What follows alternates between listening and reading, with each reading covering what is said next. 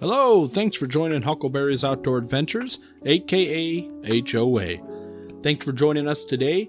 This is going to be the first episode of the series, and it's going to be just kind of an overview of what I'm driving, what I have in this thing, and kind of how we do it, what we do it with, and we'll see, I guess, how far we go. So, if you don't like to hear a big list of nerdy outdoor gear, then you probably would just want to skip this episode, but this is just going to let you know what I got. If you have any questions, go to my Instagram, get a handle on me, and if you have a piece of gear that you wanted to hear more about, let me know. I will be going through these a little bit more as I test them and get more experience with them, so you won't have to really worry about that. But if there's one you want prioritized more than another, I will handle that. So, without further ado, we're going to start with lighting. Now, the best place for lighting is Facebook Marketplace and your friends. I didn't get a whole lot of name brand lighting. I have some aux beam lights that I picked up from Amazon, but other than that, it's been kind of las fit and Facebook Marketplace no names.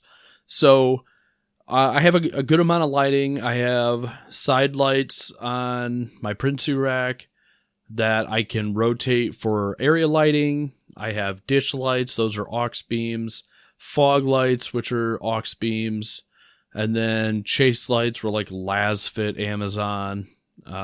Something like that. I really like these lights. Right now, I love the setup. I have them actually switched up to it's pretty much an aux beam switch panel. It's on Amazon. They're kind of a no-name brand.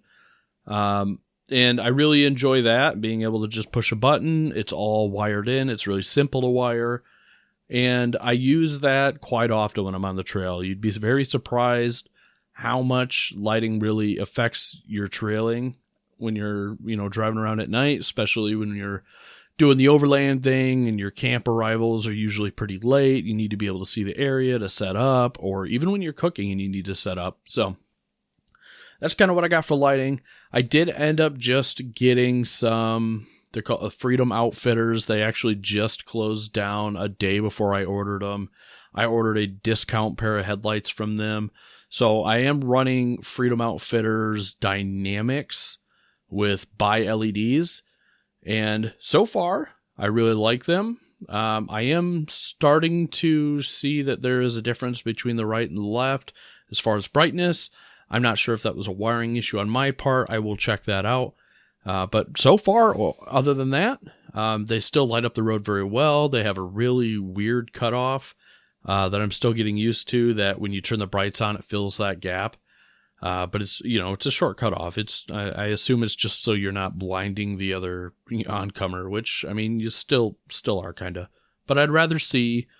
And, I'm sorry. Not sorry. So we're going to move on from the little bit of lighting I do have, and we're going to get to navigations. I'm going to skip the full names of some of these. If you guys want them, most of my stuff is bought off of Amazon. So it's got crazy names, and I'm just going to tell you what I do have. So I do have an antenna holder and a large antenna for larger distances for my GMRS. And my GMRS is actually the Midland MXT 275. Really like that so far. I'd like to get a little bit more distance out of that. But, if you're within, I would say probably 3 to 5, I'd say probably 3 miles or so. If you're on the trail, you could still hear people pretty clearly. So that's fine. Usually you guys shouldn't be that separated. And if you're lost, that's different. But so far it's been pretty good. I do have the WeBoost Drive Reach, the overland antenna. That's a cell phone booster, and it works really well. I would also like to say that if you get one, or if you're looking to get one, make sure that it's a cell phone reception booster, not a creator. It's not creating it out of nowhere. So if you don't have service normally, you're not going to have service with the antenna. You have to have some kind of service for it to be able to boost it. Next would be, I have some spare GMRS handhelds, just in case my wife needs to come out and help me navigate an obstacle, or I'm trailing with a buddy and their comms aren't working. That way we could stay in constant communication. If there's a deer in the road or a side-by-side drifting through these fucking turns, then we can communicate that and have the other car ready. I do have a external speaker for my GMRS, and that's plugged in and drilled and mounted by my A-pillar. I have that plugged into the Midland, and it just makes everything louder because it's hard enough to hear when you got everything going on in the car. You're trying to navigate obstacles. You really don't want to have to like perk your ears up just to hear what someone's trying to communicate to you.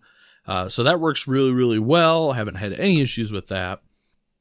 And from, navigation wise, of course, I'm using Onyx. It's my favorite app. Very easy to use, very easy to plan routes, very easy to plan pinpoints for scouting routes. So I have that up on either my phone, which is, mounted on my dash, or I have a, 13-inch, touchscreen, kind of touchscreen. Yeah. It's like the old fashioned touchscreens. They're not great for touching. But it's either way.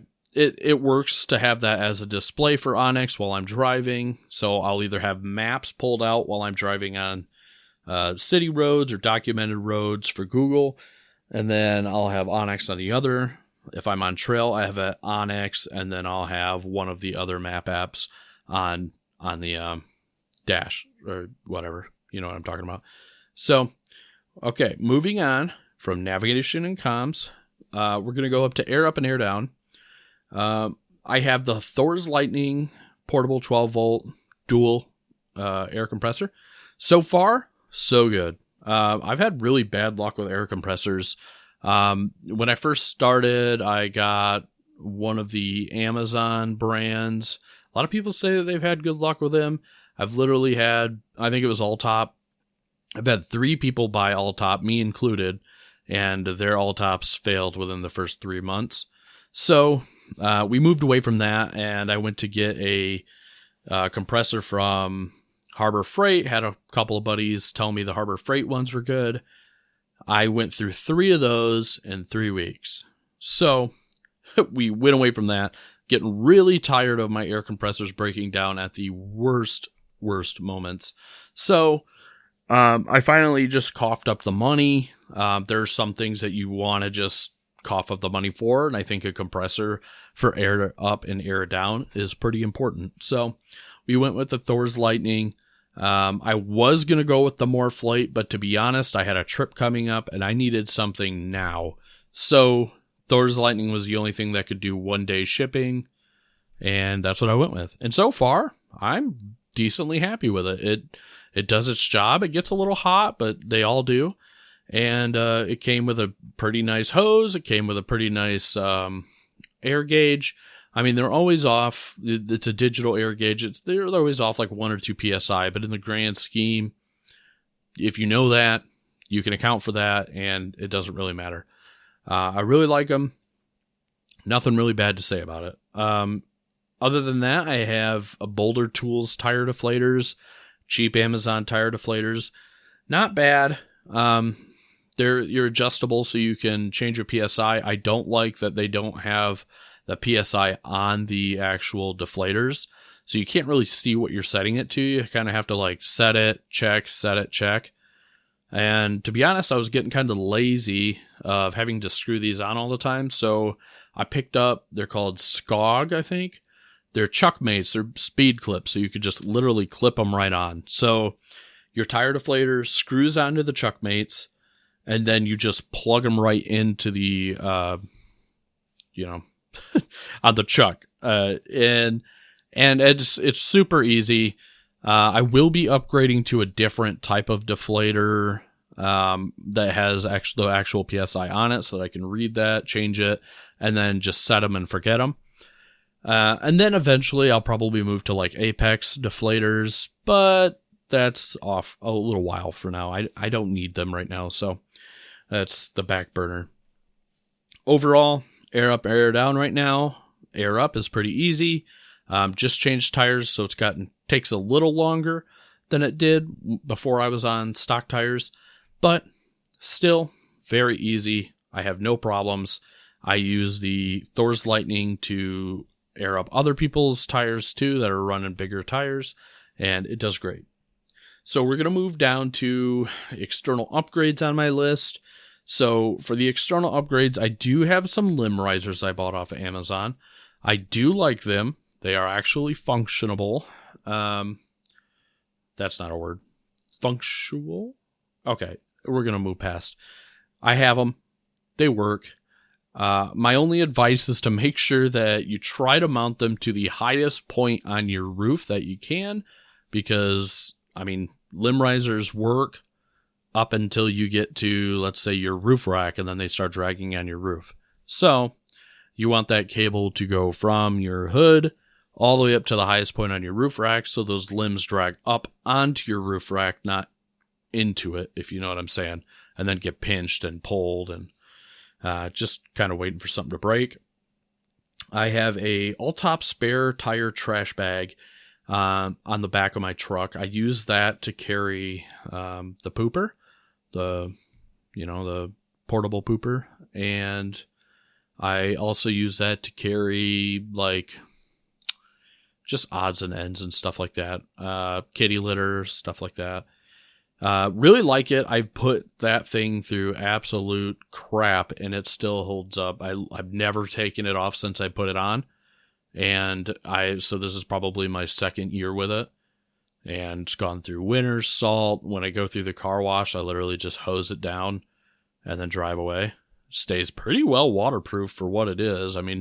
Obviously, if you're putting anything in there, you don't really want it to be,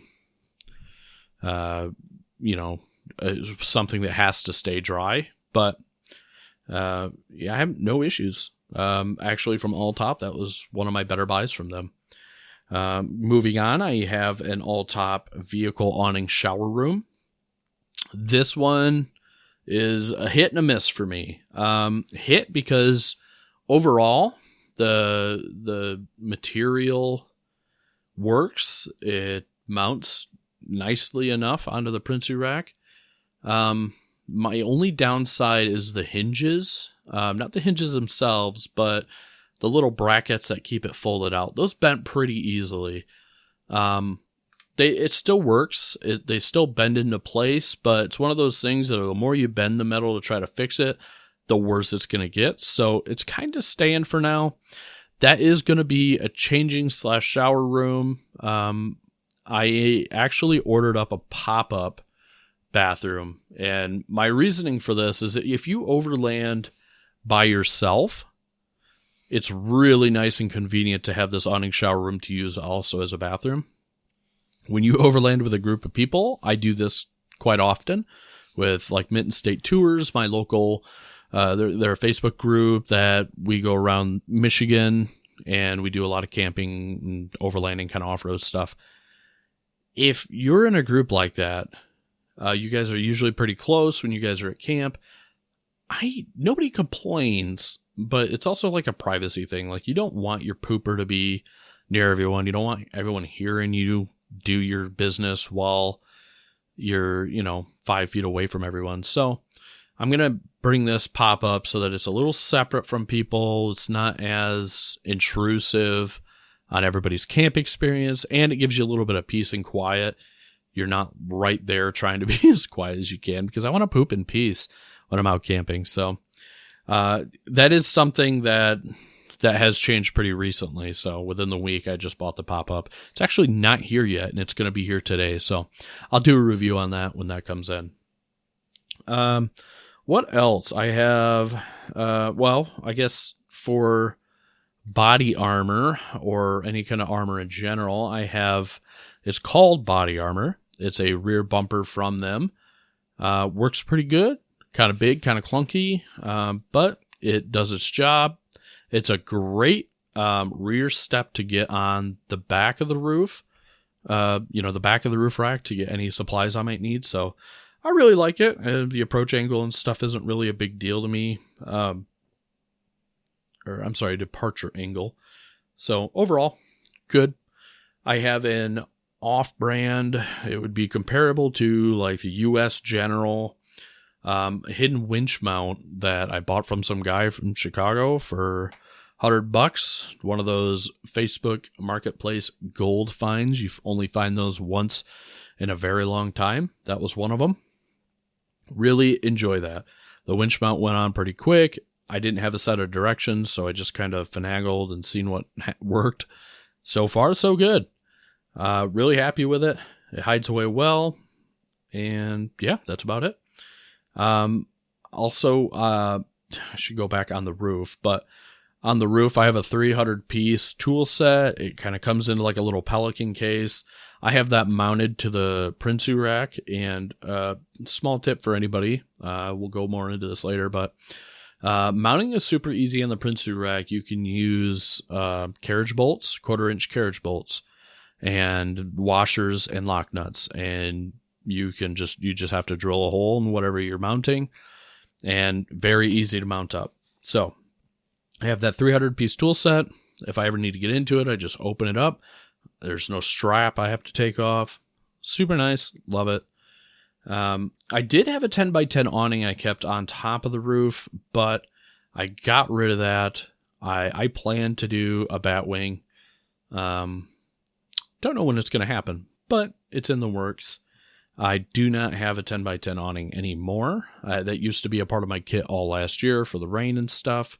And for shade, we're just going to thug it out, and hopefully we get something by the time we absolutely need it. I have a Apache waterproof rifle style case on the back. That's where I keep odds and ends, spare bolts, grinder, just tools that I might need while I'm out. Come in handy very many times. I mean, there's never too many tools that you can have. I also have 2 Pelican cases that were recently donated to me, which I keep. I have some recovery gear in one of them. I had bedding in the other one. So with a kid, you kind of need a lot more bedding. So we keep that in there. I also have a small Apache case for soft shackles and other smaller recovery gear.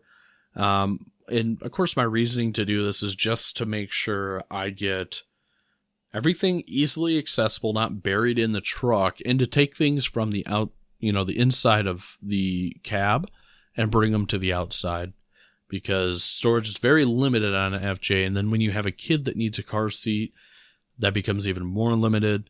And then when you add the actual space in the back, not much space for typical car seats. I'm a bigger guy. I lean back a little bit more, so he can't really sit behind me.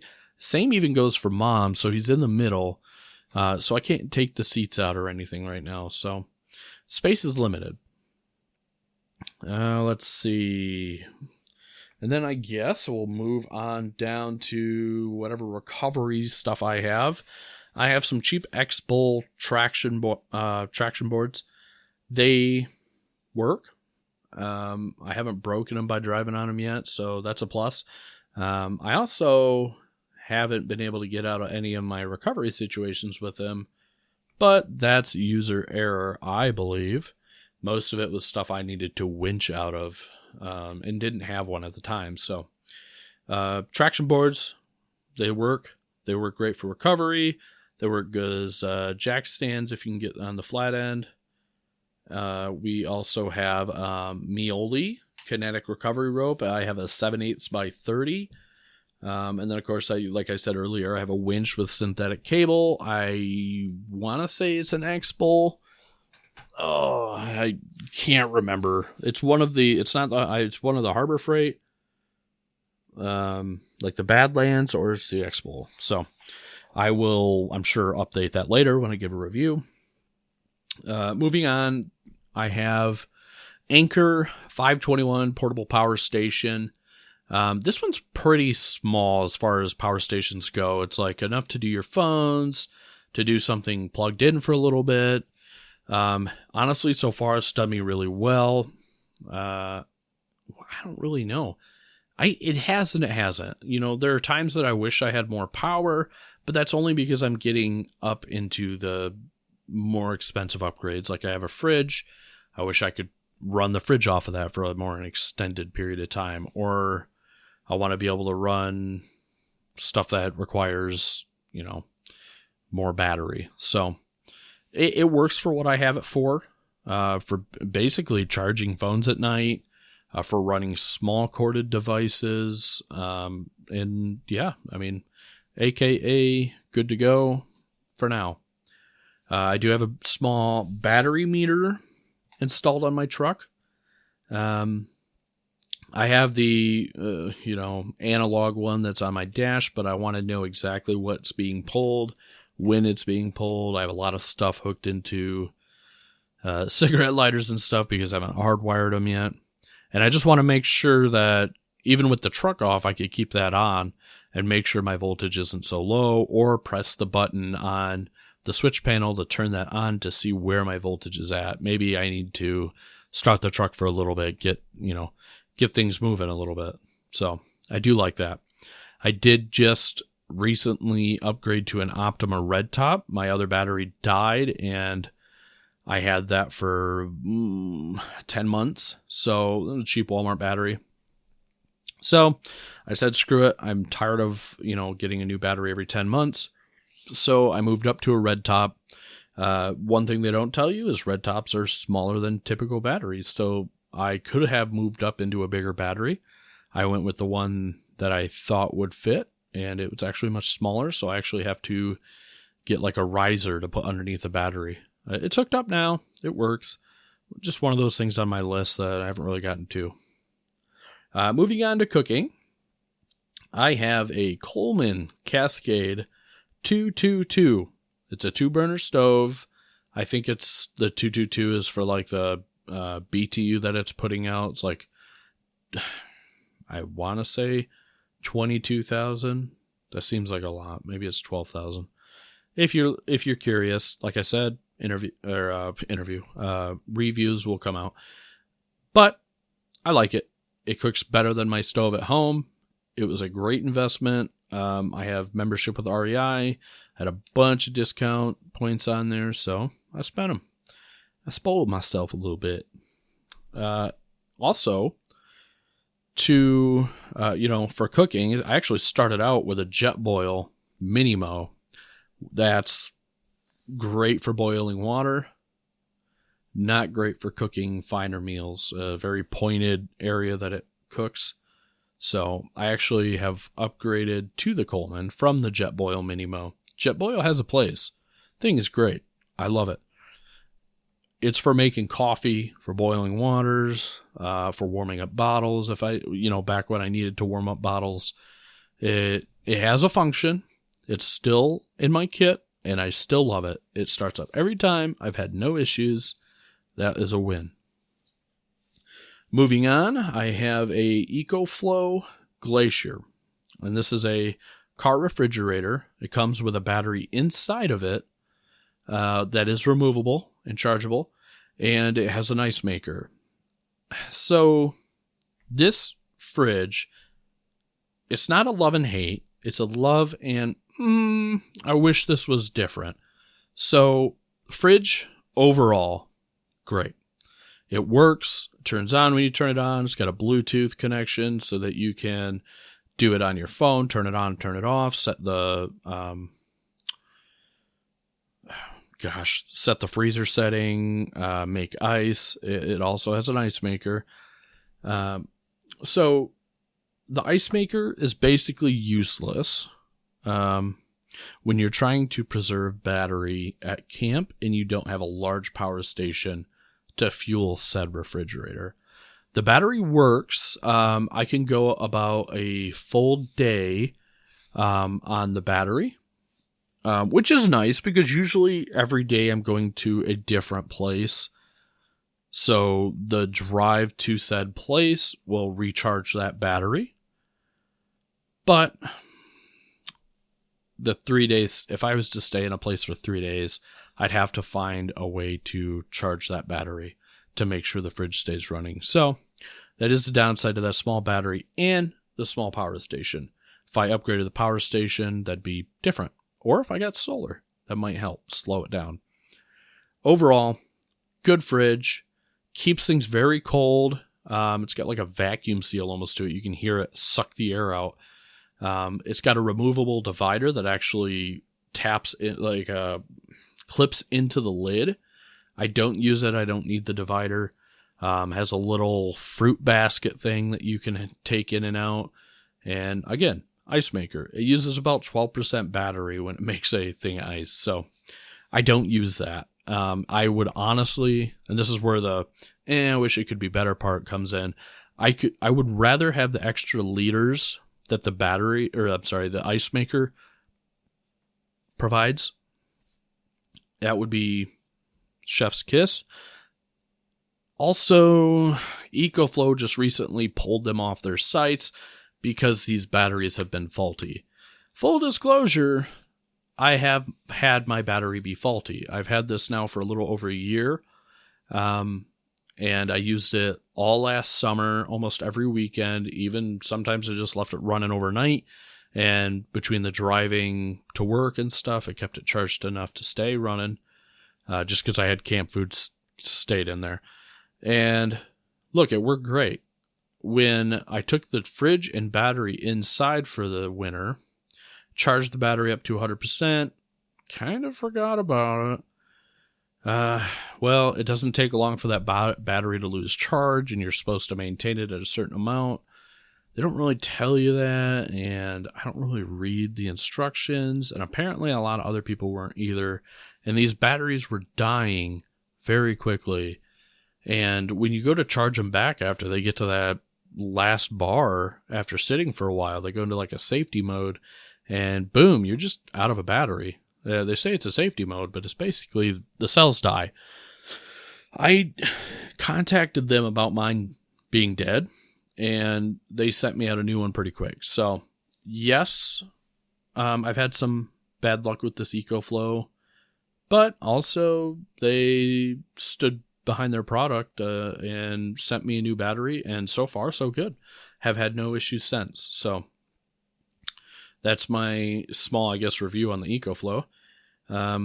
Moving on, I have a Gerber Complete system. It's pot, pan, bowls, plates. I think there's even like a hot pad handle, and a couple lids. This was a little expensive for plateware, to be honest. My basic want for this was to try and minimize the amount of space I was taking with all my pots, pans, and I was looking at collapsible ones. I was looking at Coleman. I was looking at GSI. GSI wasn't the quality I wanted. Coleman, it was a give and take. They weren't super collapsible. I can't remember if they had the removable handles on them, but my main thing is I wanted removable handles. So I looked up the Gerber Complete. It looked like it had everything I wanted. I wanted it, but it was like $200. Come to find out, they do offer military discount. My wife was she was in the military, former military. So we got the discount. It was actually a pretty big chunk of change off of that. And so we bought it. And so far, I absolutely love it. It's very compact. Everything fits into basically a typical sized soup pot. And I love it. The pan's not necessarily non-stick, but it is super easy to clean off when you're done cooking. So I haven't really run into any issues with it yet. So far, I'm giving it like a 8 out of 10 on that one. Moving on again, I have another Amazon purchase coming in the mail today. It's a Nature Hike collapsible bucket, so that I can store a large amount of water other than in my main water solution, and I'll tell you the reason for that later. I have a Brew Check Overlander coffee French press that is also coming in the mail today. I have a Krupp corded coffee grinder. I just got this. I bought it with the intention of having a battery-powered coffee grinder. I didn't look at it long enough. Thought it was battery-powered because the first couple pictures didn't have a cord in it. They photoshopped the cord out of the pictures, guys. It was a nightmare. So I got it, and it was corded, and I was very upset. I plugged it into my power station, and it works, so thank God. I still have a place for it, and it's also a little bigger than I thought, but I have a coffee grinder. I want to be able to make really good coffee at camp. I'm not the biggest coffee grinder or coffee person, but I'm a gear guy, and my wife likes coffee, and everybody I camp with loves coffee. So I do like being that guy. Hey, he always has good coffee, or hey, he's got good coffee stuff. Let's just ask him. So I like being able to have the stuff when I need it. And there are some cold days where coffee works. Camp and coffee for me don't work. So coffee is pretty much handled. And to power all of my cooking that I do, I've upgraded from the little green 1-pounders to a Ignik 5-pound propane tank. A lot of people were saying that this was kind of a waste, but as I cook with it more and I heat with it, and when I end up getting a propane fire pit, this will come in very handy. When I was heating my tents with the buddy heater, I was going through a pound of propane a pound of propane every couple hours. So I'd go through about 3 to 4 1-pounders a night. It got cold, man, and I wanted to go. So I got the 5-pound for that. But I also got it so that I could run a fire pit, the propane fire pit, and my stove off of it. And I really don't have to worry about propane for a while. So far it's been worth it. It cost me like $2 to fill versus $9 for a 1-pounder. So it doesn't pay off right now, but it'll pay off over time. So I'm pretty happy with that. Let's see.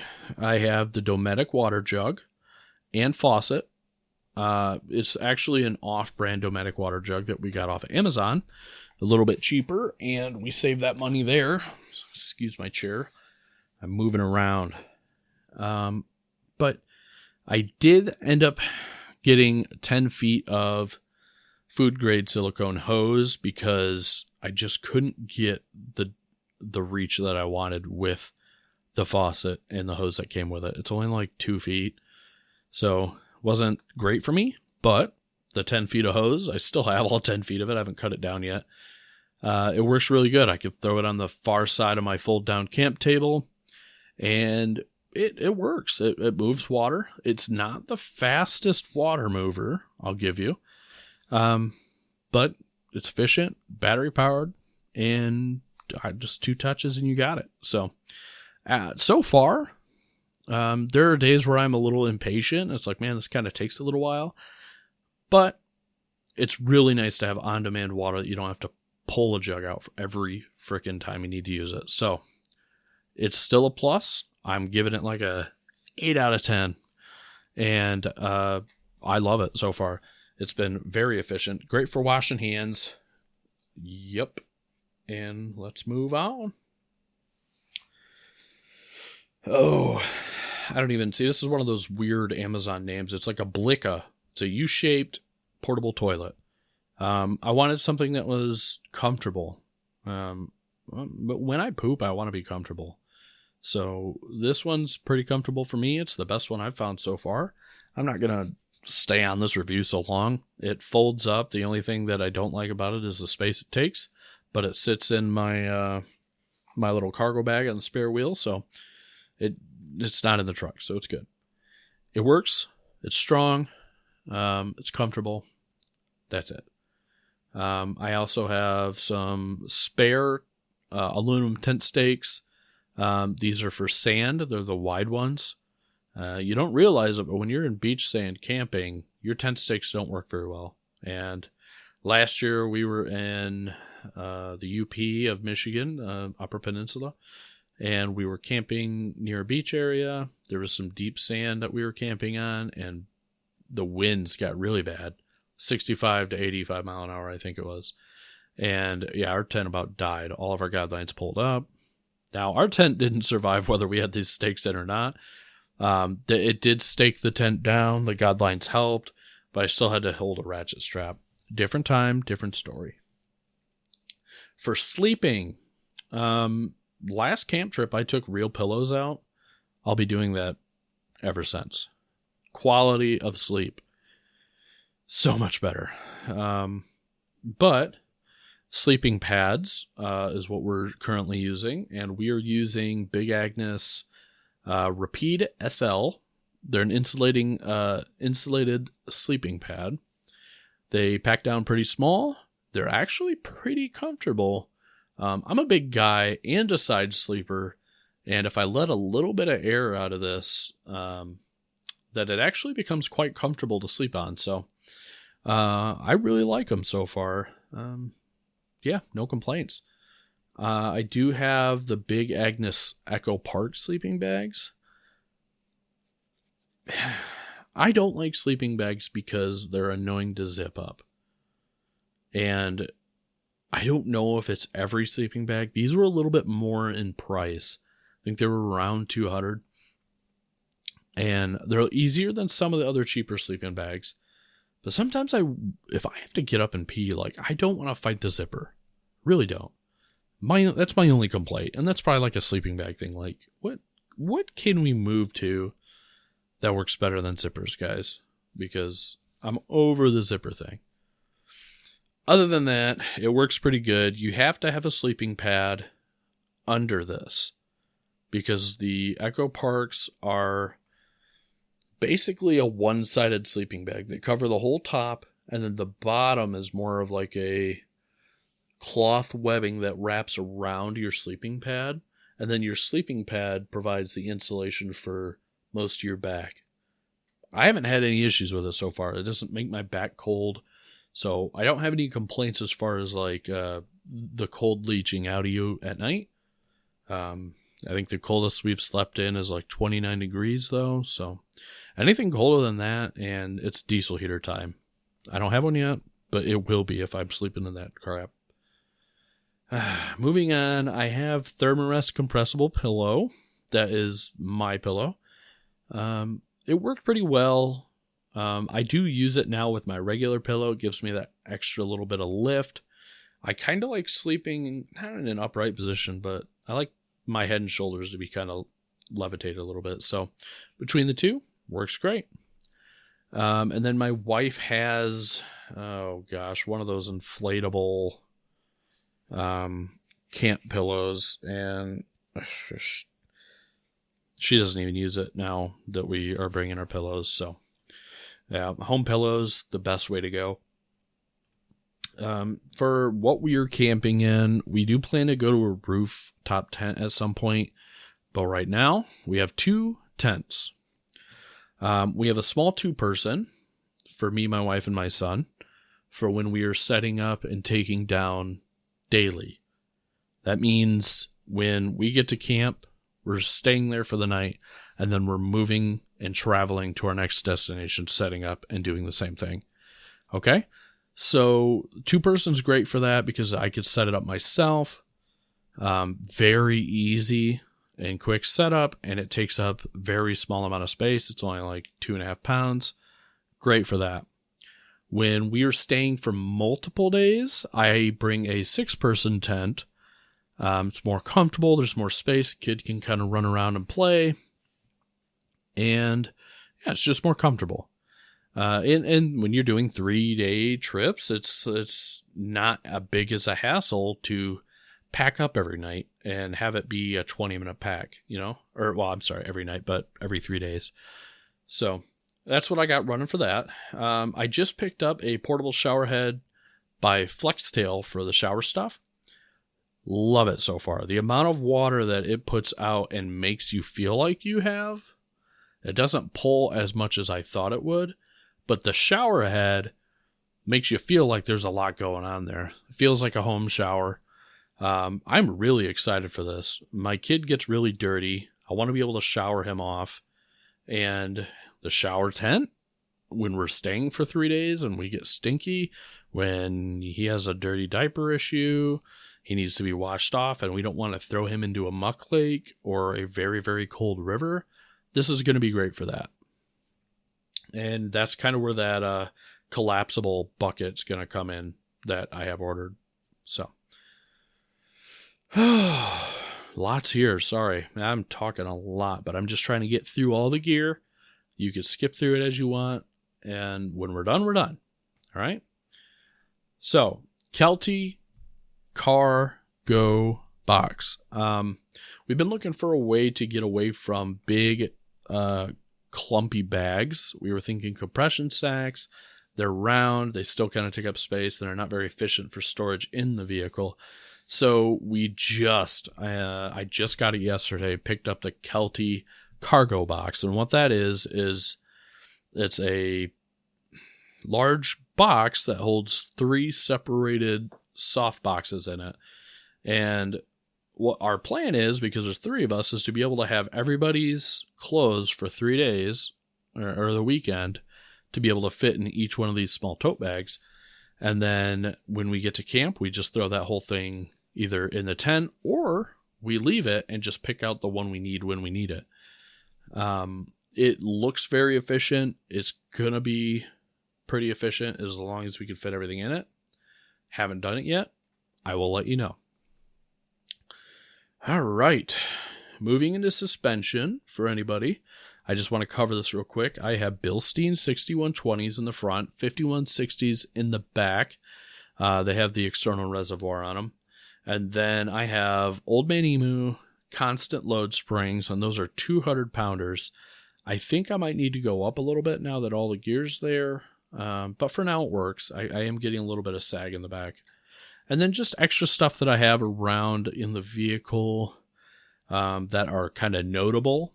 Car extinguisher, definitely. I have a Wolf Box G850, which, because of all the storage in my truck, I can't see out of my rearview mirror. This gives me full view, and it takes videos of us while we're driving or any incidents that might happen. This is great. Love it.